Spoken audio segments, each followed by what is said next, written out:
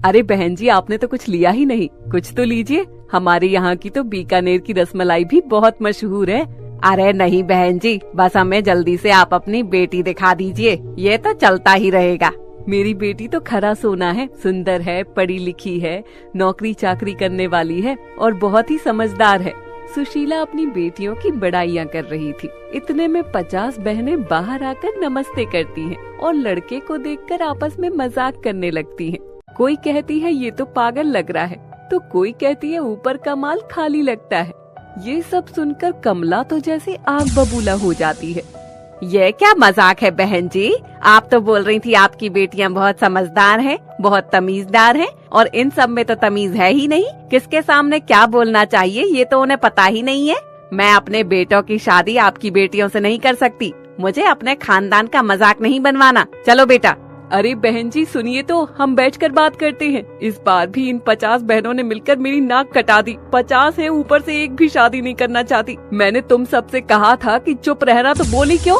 माँ आप जानती हैं हमें शादी नहीं करनी है। शादी नहीं करोगी तो सारी जिंदगी यही रहोगी। माँ आप चिंता मत करिए, हम सब आपके साथ ही रहेंगे। ऐसे बोलकर वो 50 बहनें वहाँ से चली जाती हैं। माँ मुझे लगता है कि आप मेरी 50 बहनों की शादी नहीं करना चाहती। इनके चक्कर में आप मेरी भी शादी नहीं होने दे रही हो। अरे जब तक इन सब की शादी होगी तब तक तो मैं बुढ़ा ही हो जाऊंगा ना। एक काम करो, इन्हें छोड़ो, आप पहले मेरी शादी करा दो। मैंने अपने लिए एक लड़की भी पसंद कर रखी है। अपने बेटे रोहन की बात सुनकर सुशीला उसे कुछ नहीं कहती, क्योंकि वो अपनी 50 बहनों में इकलौता भाई था। अच्छा, मेरे बेटे ने लड़की पसंद भी कर रखी है, मैं भी तो देखूं। कभी रोहन अपने फोन में अपने पसंद की हुई लड़की की तस्वीर अपनी माँ को दिखाता है। अरे वाह, मेरी बहू तो बहुत सुंदर है। इसका मतलब आपको मेरी शादी से कोई आपत्ति नहीं है ना? अरे जब मियाँ बीबी राजी तो क्या करेगा काजी। पर बेटा, तेरी पसंद की हुई लड़की तेरी 50 बहनों को अपना तो लेगी ना। उनकी मजाक करने की आदतें। उसकी चिंता मत करो माँ, किरण को सब पता है। कुछ ही दिनों में रोहन और किरण की शादी हो जाती है और किरण अपनी 50 ननद से भरे ससुराल में आती है। जैसे ही किरण अपने ससुराल पहुंचती है तो उसकी 50 कुछ मोटी और पतली नंदे मिलकर उसके स्वागत में खड़ी होती हैं। उनमें से कुछ 10 कदम आगे खड़ी थी और सब पीछे खड़ी थी। मोटी ननद रेशमा पतली कोमल को धक्का मारती है। अरे ओ मोटी रेशमा, अपना ये 2.5 किलो का हाथ अपने पास रख, ऐसा लग रहा है जैसे किसी ने मेरी पसली तोड़ दी। अच्छा तू जल मत मेरी सॉलिड बॉडी से। 10 जनों की खुराक अकेले खाने वाली फिर भी सुकड़ी हटान है। भाभी के आगे मेरी खिल्ली मत उड़ा, अभी तो मुझे भाभी का स्वागत करने दे, तुझको तो मैं बाद में देख लूंगी। आओ भाभी, आपका ससुराल में स्वागत है। आप सबका बहुत धन्यवाद। जैसे ही किरण गृह प्रवेश करके अपने ससुराल में कदम रखती है तो ससुराल का बिखरा हाल देखकर उसके सर से चिड़िया उड़ जाती है और वो सोचती है, हे भगवान, मेरा ससुराल तो उजड़ा चमन है, ऐसा लग रहा है किसी ब्लैक एंड व्हाइट फिल्म का सीन चल रहा है। माँ अब हम भी थक गए हैं, थोड़ा आराम कर लेते हैं।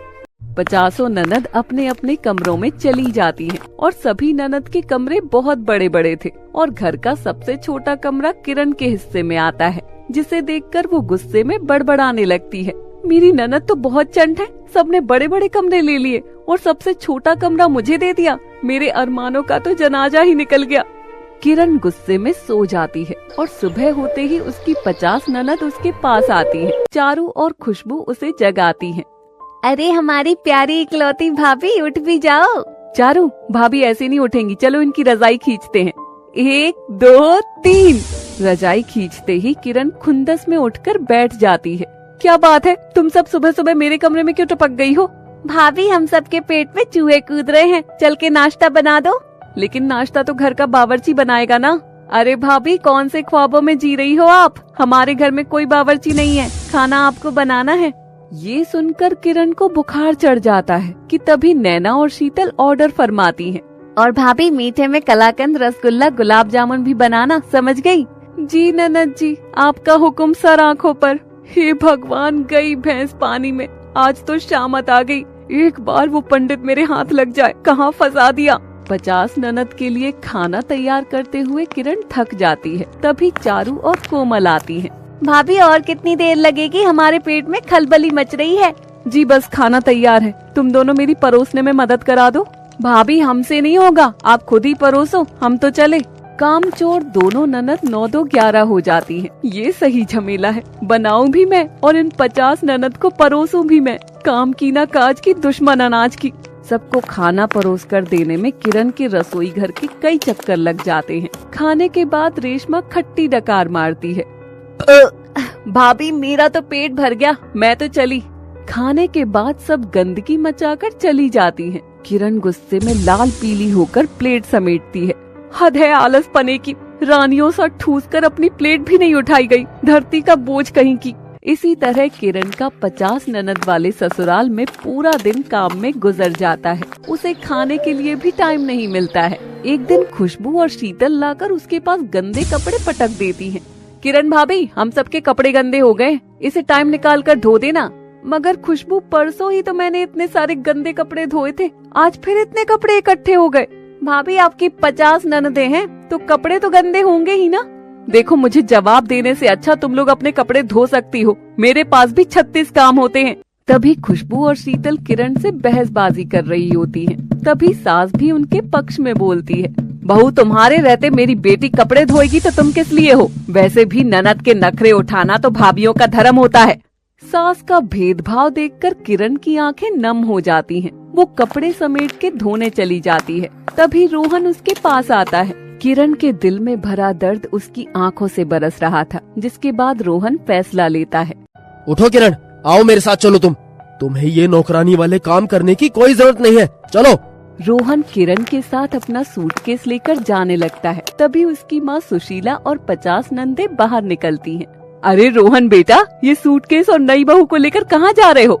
माँ, मैंने अब तय कर लिया है, मैं किरण को लेकर अब से अलग रहूंगा।